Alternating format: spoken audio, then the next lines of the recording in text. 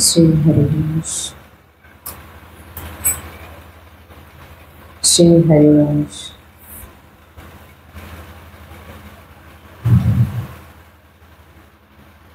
श्री राधा वल्लभ श्री हरिवंश। राधा वल्लभ श्री हरिवंश। वृंदावनेश्वरी तवेव पदारे वृंदम प्रेमामृतिका मकरन्धरसोगपूर्णं हृदर्पितं मधुपते स्मरतापमोघ्रा निर्वापयत्परा शीतलमाश्रयामि। रसघनमोहनमूर्तिं विचित्रकेलिमहोत्सौल्लासितं राधाचरणा विलोलिता रुचिरा शिखंडा हरिं वन्दे। श्री राधा वल्लभ लाल की जय। सद्गुरुदेव भगवान की जय। वृंदावन वर्षाना धाम की जय। महाप्रभु श्री हरिवंश चंद्र जी महाराज की जय। श्री यमुना रस रानी की जय। समस्त सहचरी वृंद की जय। जय जय श्री राधेश्याम। जय जय श्री राधेश्याम। जय जय श्री राधेश्याम। जय जय श्री हरिवंश। श्री हरिवंश।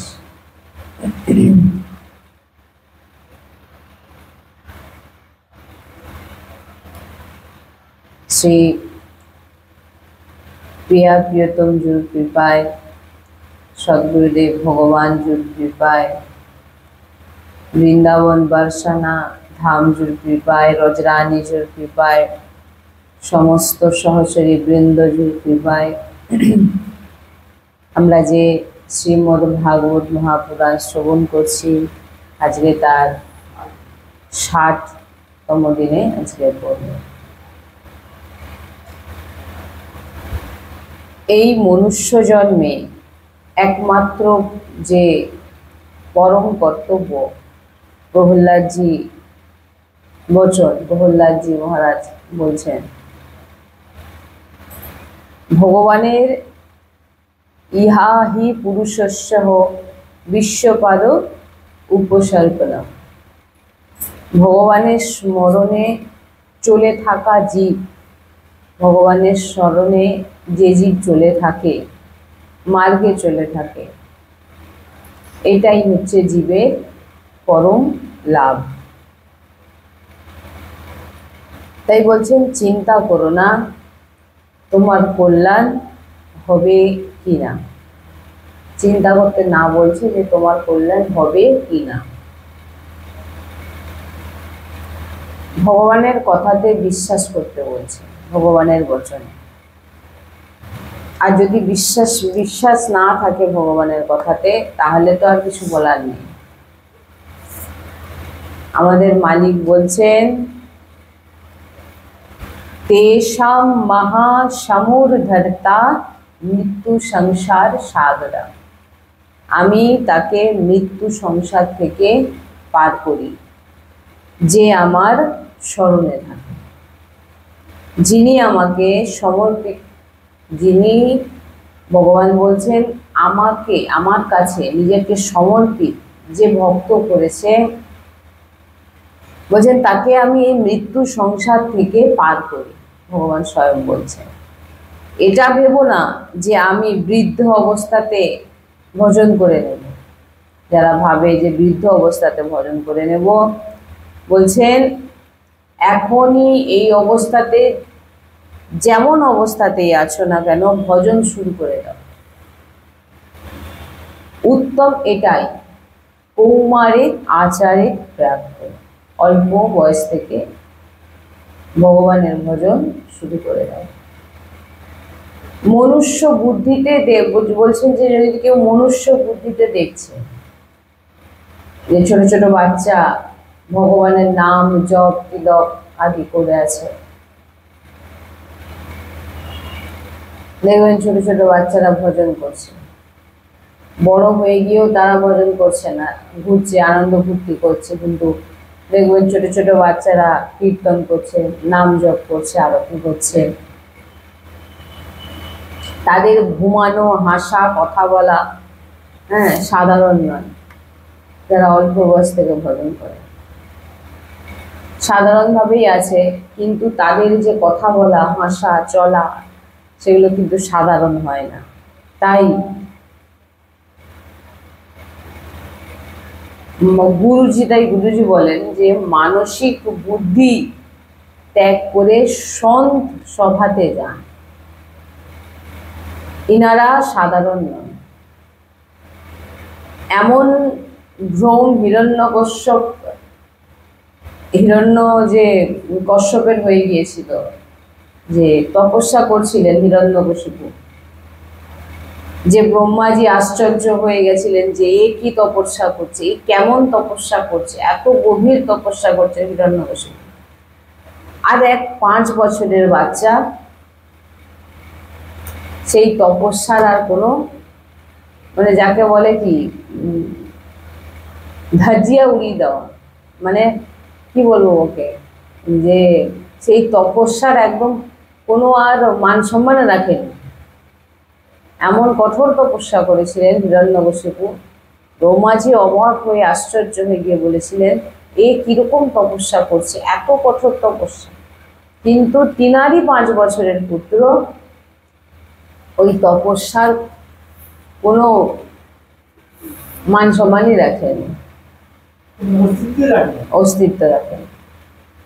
এত বড় আশ্রয়, এত বড় শরণাগত ভক্ত, শরণাগত। তাই ভগবানের শরণাগতিতে ভক্তের এত বল যে ভগবান নিজের কথাকে মিথ্যে করতে পারে, ভক্তের কথাকে নয়। শরণাগত ভক্তের এত বল যে ভগবান নিজের কথাকে মিথ্যা প্রমাণিত করতে পারে, কিন্তু ভক্তের কথাকে নয়। এই স্বভাবেই সদ্গুরুদেব বলেন চিন্তা করো না, ভগবত প্রাপ্তি তোমার হবেই, ভগবত প্রাপ্তি হবেই। নিজেদের বলে বলছেন যে নিজেদের বল, কালকে না পরশুদিন আলোচনা করছিলাম, নিজের বলে নয় ভগবানের বলে ভক্ত ভজন করে।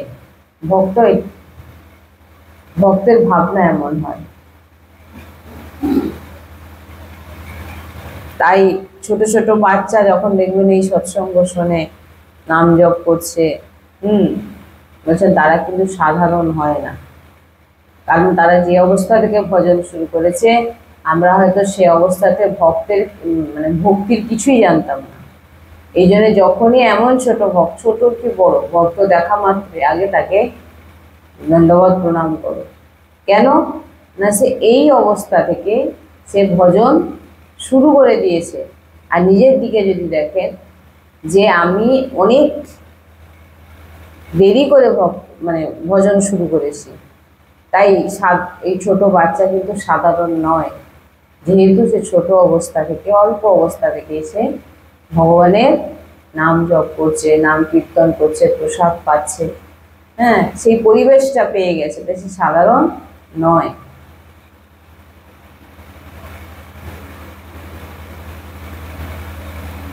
অনেক আছে না, দেখবেন সৎসঙ্গ হচ্ছে বা কীর্তন হচ্ছে, সেখানে ছোট ছোট বাচ্চারা গেছে, বাচ্চারা গেলে সেখানে বসে আছে, হয়তো বাচ্চাগুলো ঘুমিয়েও পড়ছে, এতে অনেকের প্রবলেম হয়ে যাচ্ছে, মানে অসুবিধা হয়ে যায়।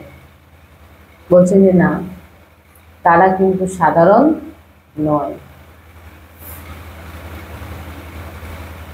ইনাদের এই ছোট বাচ্চাদের উপরে বিশেষ কৃপা হয়। কেন? তারা ওই অবস্থা থেকে ভজন শুরু করেছে। এরা যখন মানে এত ছোট অবস্থা থেকে ভজন শুরু করে দেওয়ার ফলে কি হয়েছে, যারা যখন বয়স যখন ওদের হয়ে যাবে, তখন ওদের রোম রোম ভগবত নাম উচ্চারণ করবে। এদের চরণ রজ লাগান মাথায়, যে এরা এত ছোট অবস্থা থেকে এই যে ভজন করছে, বলছেন এদের চরণ রজ মস্তকে লাগান।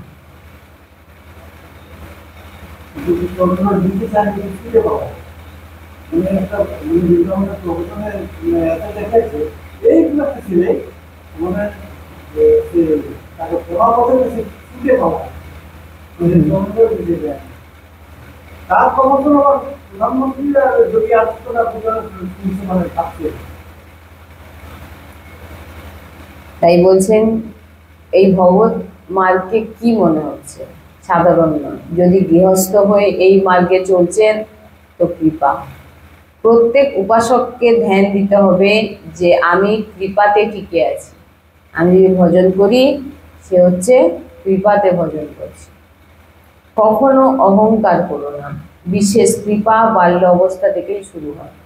বিশেষ কৃপা সব ভগবানের কাছে, কিন্তু বিশেষ কৃপা উদয় হয় বাল্য অবস্থা থেকে। বাল্য অবস্থা থেকে ভজন করলে বিশেষভাবে কৃপা হয়। আপনি দেখুন, বিশেষ বিশেষ যে বাল্য ভক্ত হয়েছেন, ধ্রুবজি মহারাজ, প্রহ্লাদজি মহারাজ, আরো অনেক বাল্য ভক্ত আছে, দেখবেন তিনাদের উপরে বিশেষভাবে কৃপা করা হয়েছে।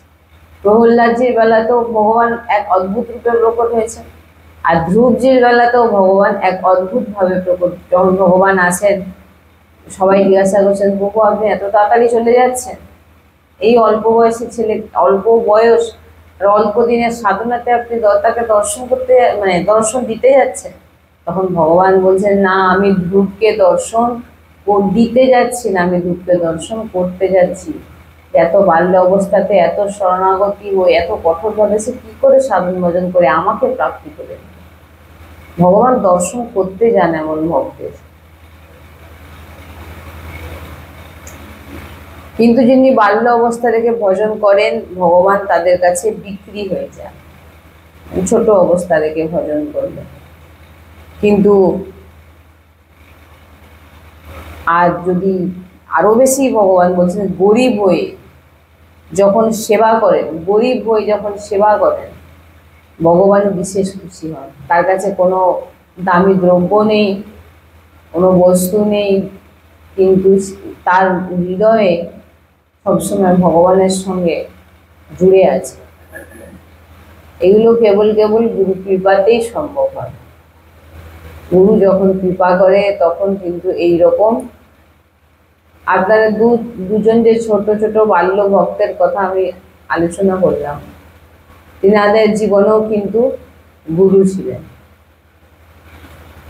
শ্রী নারদজি মহারাজ। তিনার কৃপাতেই কিন্তু তিনারা, প্রহ্লাদজি তো গর্ভ অবস্থা থেকে সমস্ত কিছু জেনে, ভাগবত সমস্ত মার্গ জেনে গেছিলেন। আর ধ্রুবজি মহারাজও কিন্তু এই দেহের নৌকাকে পার লাগানোর জন্য কেবল এই যে নৌকাকে যদি নদীতে ছেড়ে দেন, সে তো কোনো দিক নির্ণয় করতে পারবে? সে সেখানে চলে যাবে, ভেসে যাবে, দিয়ে একটা তীরে, হয়তো সে তীরে জঙ্গল, সেখানে দাঁড়িয়ে থাকবে। কিন্তু যদি সেই নৌকাতে যদি একটি মাঝি থাকে, সে মাঝি কিন্তু সুন্দরভাবে সে চালিয়ে নিয়ে গিয়ে সুন্দর এক ভালো, দেখবেন বাড়ি ঘর ঘাট করা আছে এমন তীরে নিয়ে গিয়ে সে দাঁড় করাবে। তাই এই দেহকে একটি নৌকা বলা হয়েছে, আর সংসারকে বলা হয়েছে সাগর, আর মাঝিকে গুরু। এই দেহরূপী মাঝিকে, এই দেহরূপী নৌকাকে গুরুরূপী মাঝি ভবসাগরের এই এত বড় সাগরকে তিনি কেবল পারেন পার করাতে। গুরুবিন ভবনিধি তরে না কই, কেউ কখনো পারবে না গুরু ছাড়া ভগবানে ভবসাগরকে পার করতে। তাই সবসময় এই যে ছোট ছোট ভক্তদের কথাই বলছি, ইনাদের ওপরেও গুরু কৃপা আছে। তাই তিনারা এই কেউ কোনো না কোনো সন্তজনের সঙ্গে না জুড়ে থাকলে কখনো কোনোদিন এই এই বাল্য অবস্থা থেকে বা মানুষ যখন যে অবস্থা থেকেই দেখবেন, আপনারা লক্ষ্য করে দেখবেন কোনো না কোনো সাধু সন্ত বা কোনো না কোনো ভক্তের সঙ্গ পাওয়ার পরেই আপনার ভিতরে কিন্তু ভক্তি জাগ্রত হয়। যেই ভক্ত হয়েছে তার জীবনে দেখবেন কোনো না কোনো ব্যক্তি থাকবেই, মানে তাকে এই মার্গে নিয়ে আসার জন্য ভগবান যে কোনো একটি রূপে তার সামনে কিন্তু আছে। যে সাধারণ ব্যক্তি হয়তো সে ভক্ত ছিল না, আজ হচ্ছে ধীরে ধীরে, সে কোনো না কোনো কারো সংস্পর্শে এসেছে, তবেই গিয়ে সে কিন্তু আজকে ভক্তি করতে পারছে। এটা তো যদি একটা মালা জপও করে থাকে, তার জন্য একজন আছে যে তাকে বলেছে যে এই নামমালা, মানে কারো দেখেছে, কারো শুনেছে। আপনারাও যে ধরুন যে নামই নিক, কারোর না কারোর কাছ থেকে পেয়েছে, কেউ না কেউ আপনাদের কানে দিয়েছেন। কেউ বলতে পারবেন আমি একা একা করে নিয়েছি, না, একা একা হয়তো আপনি নিজের মতো করেই করছেন, কিন্তু কেউ না কেউ আপনাকে প্রেরণা দিয়েছে, এই নামটা এইটা করো, ওইটা করো। কেউ না হয়তো আপনি দীক্ষা নেননি, কিন্তু উপদেশ পেয়েছেন ওনার কাছ থেকে। আশ্রিতটা হয়তো না হলেও কিন্তু তিনার বলা যে বাণী, আমি বলছি যে যে কোনো জীবনে কেউ একজন থাকবেই, তবেই সেই ভক্তি মার্গে আসতে পারবে। যদি আপনি নিজেরাই দেখবেন, আপনাদের যে কোনো কারোর জীবনে দেখবেন যে প্রথম প্রারম্ভে যদি আপনি ভক্তি শুরু করেছেন, একা শুরু করতে পারবেন না, কোনো না কিছু শুনেছেন, কোনো না কোনো ভক্তের প্রবচন বা কোনো ভক্তের আচরণ বা কোনো ভক্তের সাধু সন্তের সভায়, যে কোনো জায়গা থেকে আপনি কিছু শুনেছেন, আগে শুনেছেন, দেখেছেন, তারপরেই গিয়ে আপনি কিন্তু এই মার্গে এসেছেন। কেউ বলতে পারবে না যে আমি শুনিনি, আমি একা একা চলেছি। হ্যাঁ, একা একা এসেছো, কিন্তু কানে তোমার এই যে নামটা তুমি যে পেয়েছো, কারোর কাছ থেকে তো শুনেছো, শুনেছো না শুনে যে নামই তুমি নাও না কেন, সে নাম কিন্তু কারো, যে কোনো কারোর কাছ থেকে আপনি কিন্তু শুনেছেন, তবেই গিয়ে আপনি কিন্তু এই নাম নিতে পারছেন। নাহলে হয়তো কেউ বলে দিচ্ছে অহংকার করে আমি তো একা একাই সব কিছু করেছি, সে বলতে পারে একা একা করেছি, কিন্তু সে একা একা করেনি। এই কারণেই করেনি যে সে হয়তো ভুলে গেছে যে সে নাম, কেউ মহামন্ত্র জপ করছে, কেউ রাধা নাম জপ করছে, কেউ রাম নাম জপ করছে। তো হলো নতুন নবীন ভক্ত, সে প্রথম এসছে, সে কিছু জানেও না, হুট করে তার একটা নাম শুনলো, সে মহামন্ত্র নাম শুনলো, রাধা নাম শুনলো, বা কোথাও রাস্তা দিয়ে যাচ্ছিলেন, কোথাও একটা মাইক বাজছিল, মাইক বাজে, সেখানে প্রবচন হচ্ছে, সে হয়তো দাঁড়িয়ে দাঁড়িয়ে চা খাচ্ছে, সে প্রবচনটা কিন্তু শুনলো যে এই নাম জপ করলে সমস্ত বিপদ থেকে রক্ষা পাওয়া যায়, সে কিন্তু শুনলো। এবারে সে যখন বিপদ আসলো, সেই কথাটা তার মনে হলো, আমি শুনেছিলাম, সে আজকে নাম নিল। তার মানে এখানে কি বোঝা যাচ্ছে, গুরু কিন্তু আছে, যে যিনার কাছ থেকে আপনি শুনে করছেন তিনিই হচ্ছে গুরু। দীক্ষা নিলেই গুরু, না হলে গুরু নয়। গুরু হচ্ছে তত্ত্ব। গুরু যে দূরে আছে, আমরা এখানে বসে আছি, তাহলে কি আমাদের গুরু সেবা হচ্ছে না? হৃদয় থেকে ভাবনাটাই সব। তাই জন্য বলছে যে প্রত্যেকের জীবনেই গুরু আসে, প্রত্যেকের জীবন। গুরু না থাকলে কখনো আপনি নামও নিতে পারবেন না। আমরা বলি না যে রুচি, আপনার যে নামে রুচি হবে সেই নাম জপ করবেন। আপনার রুচিটা কখন হবে? ওই নামটা আপনি কারোর না কারোর মুখ থেকে শুনেছেন, তবেই না আপনার মনে হবে না এই নামটাই করি। না হলে এমনি এমনি গ্রন্থ খুলেও কিছু বুঝতে পারবেন না, যদি না শোনেন, আর একা একা পড়লেও কোনো কিছু বুঝতে পারবেন না। এই হচ্ছে একটা অদ্ভুত এই মার্গের। তাই বলছেন গরিব হয়ে যখন কেউ সেবা করেন, তার কোনো কিছু দেওয়ার নেই, কোনো কিছু ভগবান বিশেষভাবে খুশি হয়ে যান। সন্ত আগমন আর সন্তজনের ভগবত গান করছেন, হ্যাঁ, সেখানে ভগবান বিরাজমান থাকে। যেখানে সন্তজনের আগমন হয়েছে বা হয় আর যেখানে ভগবানের কথা গান হয়, প্রতিদিন ভগবানের কথা হয়, ভগবানের চর্চা হয়, বলে সেখানেই ভগবান বিরাজমান থাকেন। ভালোই সেখানে একজন ভক্ত থাকুক আর দুজন ভক্ত থাকুক বা কেউ না থাকুক, সে তার ঠাকুরজিকে শোনায়, বলছেন ঠাকুরজি সেখানে স্বয়ং বিরাজমান থাকে। ভগবানকে যদি প্রকটে পেতে চান তো সন্তজনের মুখ থেকে, হ্যাঁ, ভগবানের এই কথামৃত পান করুন। যিনারা সন্ত কাকে বলে? সন্ত কোনো ভেষকে বলে না। সন্ত বলে যে যিনি সংসারে, দেখুন সন্ত আপনারা যদি দেখেন গৃহস্থ সন্ত বেশি পাবেন, যে গৃহস্থেই সন্ত। কত এমন সন্তজন আছেন যিনারা, আমি তো রাধা বাবার কথা অনেকবার বলেছি, হ্যাঁ, শ্রী ভাইজি মহারাজ, তিনি গৃহস্থ ছিলেন, তিনার পরিবার ছিলেন, সাধারণভাবে থাকতেন, একদম সাদা পোশাক, একদম সিম্পল পোশাক পরে থাকতেন, বসে থাকতেন তিনার সামনে বড় বড় সাধু সন্তজন বসে তিনার প্রবচন শুনতেন। তিনি তো গৃহস্থ ছিলেন। গৃহস্থ বিরক্ত এগুলো তো সময় একটা মানে দুটো ভাগ হয়েছে, যে যে ভাগ ভগবান যাকে যেভাবে দিয়েছে, হ্যাঁ, সে সেই জায়গায় গেছে। কিন্তু ভক্তিটা কি হচ্ছে, আপনার ভিতরের ভাবটাকেই সন্ত বলা হয়। আপনি নিজেকে, বৈরাগ্য জোর করে হয় না, এই বৈরাগ্য যে বলে না, সব কিছুই কিন্তু জোর করে হয় না, স্বাভাবিকভাবে হয় এইসব জিনিস সব কিছুই। তাই বলছেন সাধু সন্ত যেখানে বসে, যেখানে এসেছেন, বসেছেন, প্রবচন দিয়েছেন, বা যেখানে ভগবানের কথা প্রতিদিন হয়, বলছেন সেইখানে ভগবান স্বয়ং বিরাজমান থাকে। ভগবান স্বয়ং বিরাজমান থাকে। আর ভগবানকে যদি প্রকটে পেতে চান তো ভগবানকে কিভাবে পাবেন না, ভগবানের যে ভক্ত হন, সাধু সন্ত সব ভগবানেরই পার্শ্বদ, ভগবানের ভক্তও একই, যে তিনাদের মুখ থেকে ভগবানের যে কথা সেগুলো শ্রবণ করা মানেই হচ্ছে ভগবানকে দর্শন করা।